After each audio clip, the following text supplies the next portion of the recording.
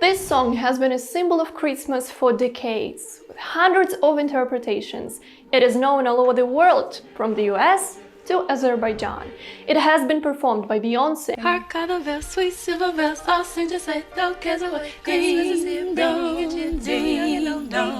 and featured in Home Alone. Yet, this simple phone note melody was first created by a Ukrainian composer. This is Carol of the Bells, or Щедрик in Ukrainian. What does it have to do with pagan times and Ukraine's cultural diplomacy in the 1920s? And how did it reach the entire world in the midst of Ukraine's struggle for independence from Russia? To learn more about this and other topics related to Ukraine, please don't forget to subscribe to our YouTube channel.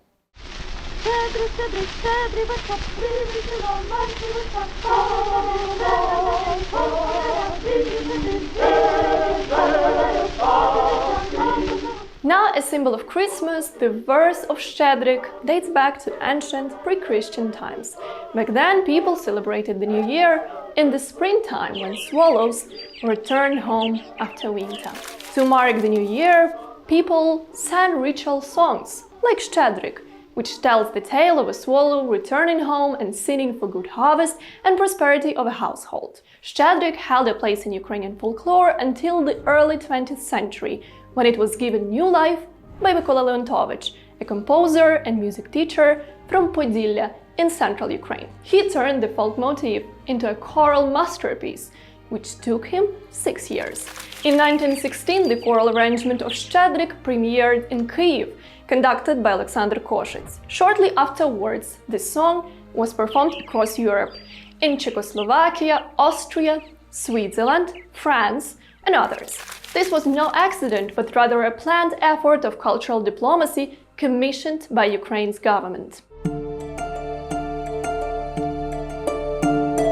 In 1918, Ukraine declared its independence and broke ties with Russia. Yet, Ukrainian statehood remained under threat due to political turmoil and the expansion of Bolshevik Russia. This coincided with the Paris Peace Conference, which brought together the leaders of the victorious countries of World War I to redraw Europe's borders.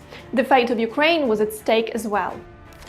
Just before the conference in 1919, Simon Petlura, the head of the Directorate of the Ukrainian People's Republic, created the Ukrainian Republican Capella, led by Alexander Koshyts. It was set to go on a European tour. The idea behind it was to promote Ukrainian independence with Ukrainian songs. One of them was Щедрик. Over the course of 2 years, the choir performed in 10 countries and 74 concert halls, including in Prague, Vienna, London and Paris. They sang for members of royal families, top politicians and professors.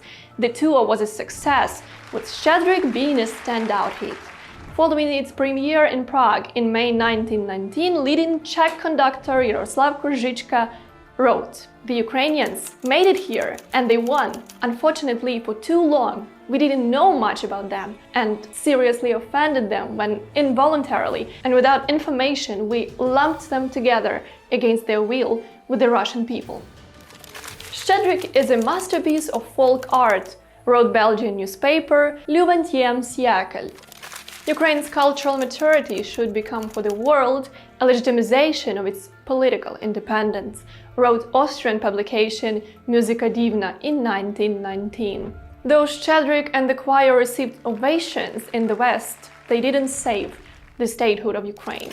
In March 1921, Soviet Russia subjugated most of Ukraine's territories and began carrying out repressions against its intelligentsia.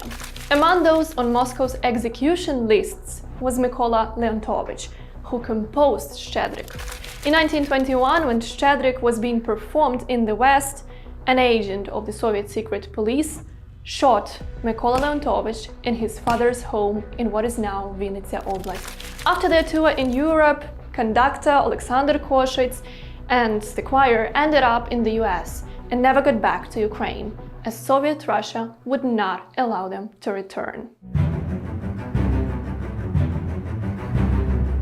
The 5th of October 1922, Carnegie Hall, New York. Щедрик premiered in the US and became a sensation again. Shtedrik had to be repeated, wrote the Sun newspaper. From 1922 to 1924 it was performed in 7 countries, including the US, Canada, Cuba and Brazil.